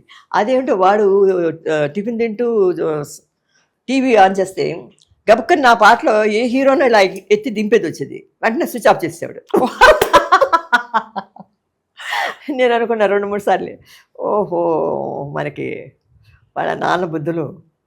ఆయన కూడా అంటే మళ్ళీ ఒకసారి మా ఆయన ప్రేమించుడు వెంకటేశ్వర థియేటర్ అని మా ఆయనకి వాళ్ళ క్లోజ్ ఫ్రెండ్ వాళ్ళదనమాట, మా ఇంటి దగ్గర. రాజీ మనం సినిమా చూద్దాం అని సినిమా ప్రేమించి చూడు అన్నాను. ఎందుకులేండి అన్నా. లేదు రారా వెళ్దాం మ్యాట్ని వెళ్ళాం. ఫస్ట్ మ్యారేజ్ అయిన కొత్తలో స్టార్ట్ అయిపోయింది పిక్చర్, చూస్తున్నాం. ఇంటర్వెల్ అప్పుడు అందరికీ ఇంకా నా మొహం పరిచయం ఉంది కదా. హే రాయశ్రీ అని అన్నారు ఇంటర్వెల్లో. ఇంకా మా ఆయన లేగు వెళ్ళిపోదాం, వెళ్ళిపోదాం. నేను ఉండండి వెళదాం, ఇప్పుడు లేచి వెళ్తేనే వెనకతలు అందరూ వస్తారు. లేదు నాకు కన్ను కొట్టుకుంటుంది, లేదు నువ్వు రా వెళ్ళిపోదాం. నేను రానంటే రమ్మన్నారు, మళ్ళీ వెళ్ళిపోదాం అంటున్నారు. సరే అని లేచి వచ్చేసాడు అనమాట. అలా కొంచెం ఉంటుంది చిన్న పొజిటివ్నెస్. అయితే అమ్మ ఫైనలీ ఒక ర్యాపిడ్ ఫైర్ చిన్నగా తొందరగా అయిపోతుంది ఇది. జస్ట్ ఒక 5-6 ప్రశ్నలు మీ ఇష్టాల గురించి నేరుగా అడుగుతాను. మీరు మీ ఇష్ట దైవం ఎవరు? మీరు ఏ గుడికి వెళ్తారు? మీరు గుడికి బాగా వెళ్తారు ఇష్టంగా అని విన్నాను. అంటే మా కులదైవం వచ్చి వెంకటేశ్వర స్వామి. చిన్నప్పటి నుంచి కూడా నేను యాక్ట్ చేస్తున్నప్పటి నుంచి కూడా చిన్నప్పుడు కూడా మా అమ్మ మేమందరం కూడా 2 కార్లు వేసుకొని తిరుపతికి వెళ్ళి ఎవ్రీ ఇయర్ కూడా తప్పనిసరిగా వెళ్ళి అక్కడ కళ్యాణం చేయించేవాడు అనమాట. తిరుపతిలో కళ్యాణం చేయించి అప్పట్లో ఇంతంత లడ్డూలు, ఇంత పెద్ద గారెలు, బుట్టలు ఇచ్చేవారు అప్పుడు ప్రసాదం కళ్యాణానికి. ఇంత పరవన్నం, పులిహారి, దద్దోజనం అన్నీ కారు మీద 3-4 బుట్టలతో ప్రసాదం వచ్చేవారు అనమాట. అక్కడ తిరుపతికి ఎవ్రీ ఇయర్ వెళ్ళేవాడు. అమ్మ మేమందరం వెళ్ళి కళ్యాణం చేయించడం మాకు అలవాటు. సో వెంకన్న స్వామి మీ కులదైవం. అలాగా ఎవ్రీ ఇయర్ వెళుతూ వచ్చిన తర్వాత నేను కూడా షూటింగ్లో మీరు చెప్పారు కదా, అవుట్డోర్లో అది పెడుతున్నప్పుడు షూటింగ్లో ఏం చేసేది, ఒక తిక్కుగా ఒక రూల్ బుక్ ఒకటి నోట్బుక్ పెట్టుకొని అనవసరంగా అందరితో మాట్లాడటం నాకు ఇష్టం ఉండదు. ఓం నమో శ్రీ వెంకటేశాయ, ఓం నమో శ్రీ వెంకటేశాయ అని బుక్కులు రాసి మేము తిరుపతికి వెళ్తున్నప్పుడంతా ఆ బుక్ను ఉండిలో వేసేసేదాన్ని. అది నాకు అలవాటు, నేను ఎవరితో చెప్పలేదు, అది నా మనసులో మాట చెప్తున్నాను. సిరిడి బాబా దగ్గర కూడా అంతే, ఓం సాయిరామ్ అనేసి మాలలాగా కట్టి వేసేదాన్ని. అది నాకు చాలా ఇష్టం. బాబాతో మీకు అనుభవాలు చాలా ఉన్నాయి. వెంకటేశ్వర స్వామితో చెప్తాను. వేసేసేదాన్ని. వేసిన తర్వాత ఏమైపోయిందంటే అలాగా తిరుపతికి వెళ్ళినప్పుడంతా మా అక్క అయితే మీరు నమ్మరు, మా సిస్టరు ఏదో ఒక దీంతో తనకి నిలువు దోపిడి ఇచ్చేస్తాను మొక్కుకొని, అప్పుడే కొత్తగా మేము కేరళ బ్యాంగిల్స్ అని చేయించుకున్నాం బంగారం అందరికీ, వాళ్ళ కోడళ్ళకి మాకు అందరికి ఒకే ట్రెండ్లో అందరికి ఒకే చేయించుకున్నాం. ఆవిడ చేయించుకుంది. ఆవిడ మొక్కుకున్నప్పుడు ఆవిడ ఒంటి మీద ఏముందో తిరుపతిలో అలాగే ఇస్తుంది ఒంటిలో. మీరు నమ్ముతారో లేదో, ప్రామిస్గా తిరుపతిలో తన నగలన్నీ మొండిలో వేసేసింది, బంగారపు నగలన్నీ. మళ్ళీ ఆ చోట్లో పెట్టుకోనని నగలు పెట్టుకోలేదు, ఒక రుద్రాక్షమాల తప్ప ఇంకేమీ నగలు పెట్టుకోలేదు ఆవిడ. అలా తిరుపతిలో తీసిందన్నమాట. మా అమ్మ చనిపోయిన తర్వాత నాకు దేవుడి మీద కోపం వచ్చింది. దేవుడు పెద్ద ఫోటో ఉంది మా ఇంట్లో, మీరు చూశారు కదా, ఇంట్లో పెద్ద వెంకటేశ్వర గర్భస్థానం విగ్రహం అన్నాడు. చూసి నువ్వు దేవుడివే కాదు, నీతో నేను రాయను, నేను ఇంత జపం చేసి ఇచ్చేస్తాను, నువ్వు మా అమ్మని చంపేస్తావా, నువ్వు తీసుకొని పోతావా, నేను జపం రాయను, నేను పూజ చేయను, నాకు వద్దు అనేసి కోపం అయిపోయాను. ఆయనతో పోట్లాడాను దేవుడితో. తర్వాత నేను తిరుపతికి రాను అది ఇది అనేసి కొద్ది కోపగించుకొని దేవుడి మీద దేవుడిని ఇచ్చేసాను అనమాట. తర్వాత మా ఆయన మ్యారేజ్ అయిన తర్వాత మా ఆయన తిరుపతికి వెళ్ళాను. మాకంతా దర్శనం కదా అక్కడ. అవునవును.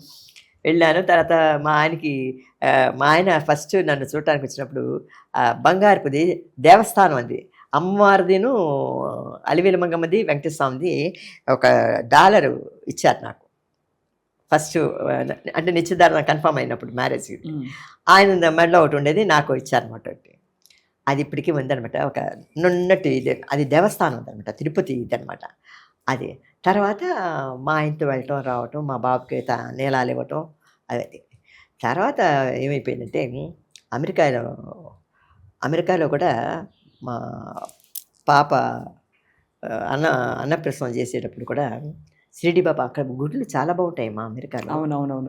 మీరు అందులో అమెరికా విస్తృతంగా పర్యటించారు, మీకు చాలా అక్కడ అనుభవాలు ఉంది. అయ్యో చాలా అనుభవం అమెరికాలో. అది ఒకటి చెప్పాలంటే, అంటే అదే మా లైఫ్లో చెప్పాను కదా, మా అమ్మ చనిపోవటం, తర్వాత మా అక్కయ్య చచ్చిపోయింది, 92 ఏళ్ళు ఆవిడకి. ఆవిడే చూసుకున్నారు మిమ్మల్ని? బాగా చూసుకునేది. మా బాబు అమెరికాలో ఉన్నప్పుడు ఆవిడే నాకు తోడుగా ఉండేది. ఆవిడ చనిపోయేసరికి పిచ్చి పెట్టిపోయినట్లు అయిపోయింది అనమాట. అప్పుడు నా కొడుకే అన్నాడంటే, మా అక్క చనిపోయిన వెంటనే సరోజాదేవి వీళ్ళందరూ మన ఇంటికి వచ్చేవారు. మా ఇంటికి రాని ఆర్టిస్ట్ ఎవరు లేరమ్మా. టీనగర్ ఇంట్లో భానుమతి గారు వచ్చారు, అంజలిదేవి గారు వచ్చారు, పి సుశీల, పద్మిని, సరోజాదేవి, రాసులోచన, తర్వాత అందరూ సారణ వీళ్ళందరూ మా ఏజ్ గ్రూప్ వాళ్ళందరూ అనుకోండి, పెద్ద వాళ్ళందరూ వచ్చారనమాట. అంత ఇదిగా ఉండేది ఆ ఇల్లు. తర్వాత ఏమైపోయిందంటే, అదే మా అమ్మ చనిపోయి మా అక్క చనిపోయిన తర్వాత నా కొడుకు ఏం చేశాడంటే అమెరికాకి తీసుకెళ్ళిపోయాడు నన్ను. వెంటనే నన్ను అడగలేదు, టికెట్ బుక్ చేశాడు, పద అన్నాడు. ఏంట్రా అమెరికాకి అన్నాడు. నేను చాలా అప్సెట్ అయిపోయాను. ఎందుకంటే మా అమ్మ పోయింది, మా అక్కయ్య పోయింది, నేను లోన్లీ అయిపోయాను, ఒంటరి అయిపోయాను. సరే, అందులో ఎవరితో నేను కలవను. నేను ఎక్కువగా, నాకు బాగా ఫ్రెండ్స్ అయితేనే కలుస్తాను. నాకంటే సీనియర్ ఆర్టిస్ట్తోనే నేను ఎక్కువగా క్లోజ్గా ఉంటాను. కృష్ణకుమారి గారు, జమున గారు, సరోజాదేవి, భానుమతి, అంజలిదేవి. లాస్ట్లో అంటే మా ఆయన చనిపోయిన తర్వాత వీళ్ళతోనే ఎక్కువగా ఫోన్లు చేసేవారు భానుమతి గారు వీళ్ళందరూ. రాజశ్రీ రా మా ఇంటికి రా, ఖాళీగా ఉంటాను కదా నేను, మా బాబు అమెరికా వెళ్ళిన తర్వాత. అలాగా అమెరికా వెళ్ళిన తర్వాత కొన్నాళ్ళు ఆ వాతావరణం అది. మా కోడలు కడుపుతూ ఉంది. తర్వాత పాప పుట్టింది హాస్పిటల్లో. 4 days, అంటే ఇంటి నుంచి హాస్పిటల్కి వెళ్ళాలంటే 2 hours జర్నీ అమ్మా. అంత దూరంలో ఉంటాయి అన్నీ, చాలా దూరం అమెరికాలో. మన ఇళ్ళ దగ్గర నుంచి హాస్పిటల్కి వెళ్ళాలంటే. మా బాబా పక్కనే ఒక హోటల్ తీసుకున్నాడు, ఆ హోటల్లో దిగా అనమాట. పాప వచ్చి అదే నొప్పులు వస్తే హాస్పిటల్లో అడ్మిట్ చేసాం. 4 days బేబీ రావటం లేదు బయటికి. నార్మల్ డెలివరీ చూసి ట్రై చేశారు, రాలేదు. తర్వాత సిజరీన్ చేసి మన బేబీ అక్కడంటి భర్తను కూడా పక్కన హాస్పిటల్లో డెలివరీ ఎప్పుడు ఉంచుతారనమాట. మనకు ముందే చెప్పేస్తారు బేబీ ఏ బేబీ అని, 3 నెలలప్పుడే.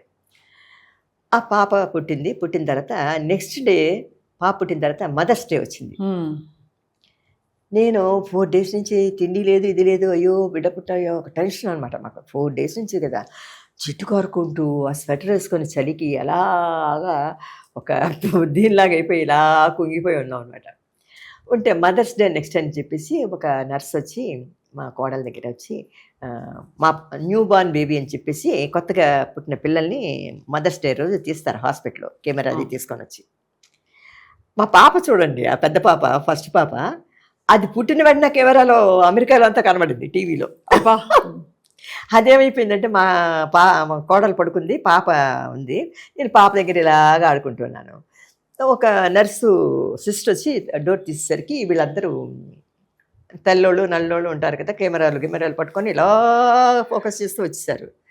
నేను కంగారు పడి, నేను చెత్తగా ఏంటి తల దూకోలేదు, స్నానం లేదు, పడదు, అక్కడ ఉన్నాను కదా, గబగబని కట్టన్ దగ్గరికి మూలగా వెళ్ళిపోయాను. వాళ్ళు ఏమనుకున్నారు పాపం, పల్లెటూరులు చెన్నై నుంచి వచ్చిన, భయపడకండి మిమ్మల్ని కెమెరాలో చూపించాం, కెమెరా అంటే భయం ఏమో అనుకొని, మీరు భయపడకండి డోంట్ వరీ అంటూ ఇంగ్లీష్లో వాళ్ళు చెప్పేస్తున్నారు అనమాట. పాపని చూస్తాం, మీ కెమెరా పెట్టాం అంటే కెమెరా పెట్టి నన్ను తీస్తారేమో అని నేను భయపడుతున్నాను అనుకున్నాను, పారిపోయాను అనుకున్నారు. తీసిన తర్వాత మా కోళ్ళండి, మీ గురించి వాళ్ళకి తెలియలేదండి, మీరు ఇలాంటి కెమెరాలు ఎన్ని చూస్తుంటారు చూస్తుంటారు. వాళ్ళేమో మిమ్మల్ని చెప్తుంటే నాకు నవ్వు వచ్చింది.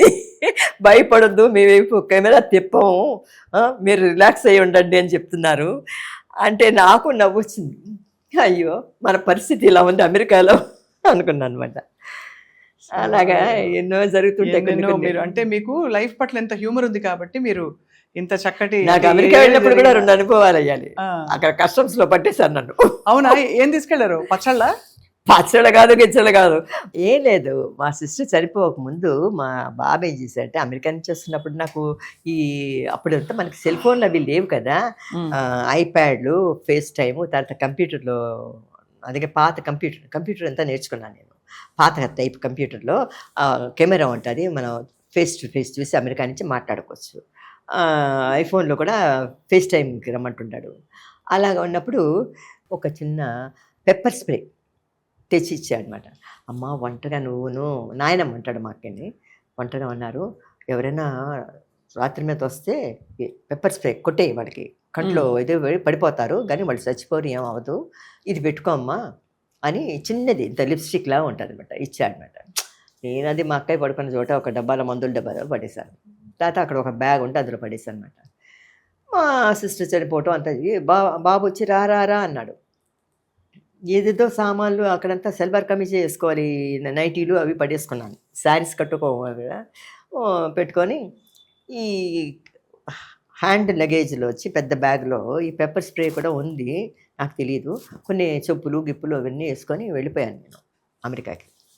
ఇక్కడి నుంచి వెళ్ళినప్పుడు ఏం పెద్ద నాకు ఇది అవ్వాలి. అక్కడ దిగాక అక్కడ హాంకాంగ్ హాల్టింగ్, హాంకాంగ్ నుంచి శాన్ ఫ్రాన్సిస్కోకి వెళ్ళాలి.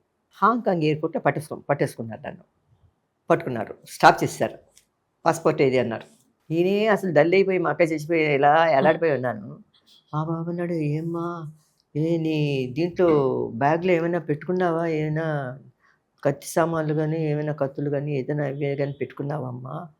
లేదురా, చెప్పులు గిప్పులు పడేసుకున్నాను, షూలో వేసుకోవాలి కదా అక్కడ, పడేసుకున్నాను, ఏం లేదురా అన్నాను. వాళ్ళు ఇంకోసారి మళ్ళీ స్కాన్ తీశారు, మళ్ళీ వచ్చింది సౌండ్. ఆ బ్యాగ్లో ఉండేవన్నీ తీశాను. ఈ మూల ఈ పెప్పర్ స్ప్రే ఉంది, అది నాకు తెలీదు, నేను మర్చిపోయాను. ఆ కీకి అని సౌండ్ వచ్చేసరికి పట్టుకున్నారు అన్నమాట వాళ్ళు.